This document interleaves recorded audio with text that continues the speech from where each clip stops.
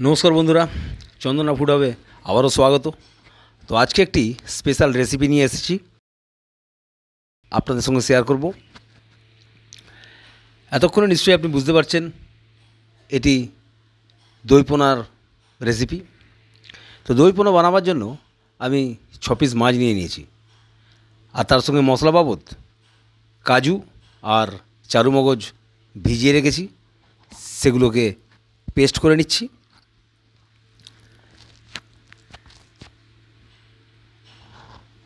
হয়ে গেছে পেস্ট অবশ্যই। এরপরে 250 গ্রাম মতো পেঁয়াজ নিয়ে নিন। এই পেঁয়াজগুলোকে কেটে মিক্সারে একটু পেস্ট করে নিন। তার সঙ্গে অবশ্যই 2টো কাঁচা লঙ্কা দেবেন, অবশ্যই যে যেমন ঝাল খাবেন দেবেন। পেস্টটা হয়ে গেছে।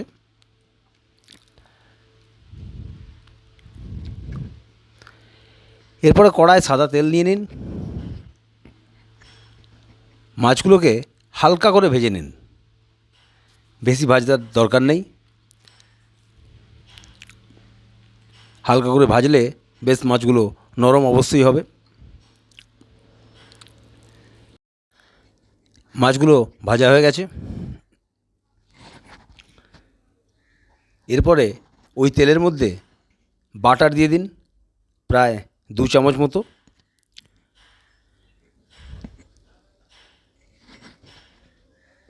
বাটার দিলে অত্যন্ত সুন্দর একটি সুবাস বেরোবে।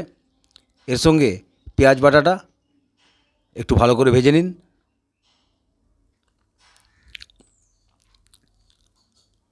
বাটারেতে পেঁয়াজ বাটাটা ভাজলে খুব সুন্দর একটি সুগন্ধ আসে এবং খেতেও খুব সুন্দর হয়।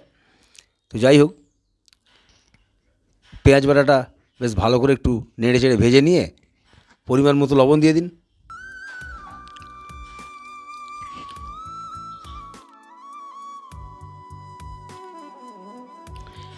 এরপরে উপর থেকে একটু গোটা গরম মশলা দিয়ে দিন, যার মধ্যে আছে এলাচ, লবঙ্গ আর দারচিনি। একটু নেড়ে চেড়ে সেগুলোকে ভেজে নিন। এরপর দিয়ে দিন কাজু আর চারুমগজ বাটাটা। কাজু আর চারুমগজ বাটার পেস্টটা দিয়ে একটু নাড়াচাড়া করে এরপর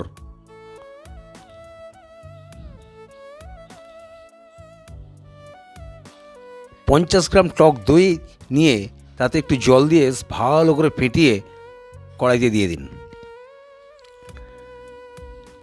বেশি জল দেবার দরকার নেই, একবারে গ্রেভি গ্রেভি হবে।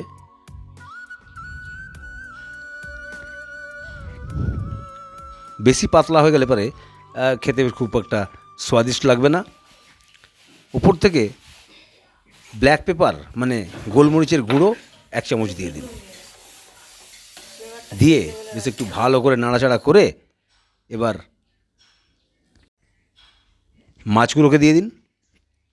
ভাজা মাছগুলোকে দিয়ে হালকা নেড়ে খালি মাছগুলোকে ডুবিয়ে দিয়ে এবার অল্প চাপা দিয়ে দিন।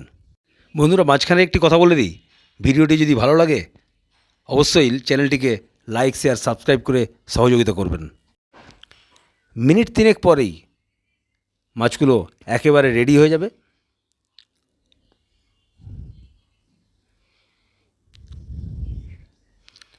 দেখতেই পাচ্ছেন বন্ধুরা, খুব সুন্দর কালার হয়েছে। আর সবচেয়ে বড় কথা, মাছে হলুদ দেওয়া ছিল, তাই আর নতুন করে হলুদ দিতে হবে না। এবার নামিয়ে নিন।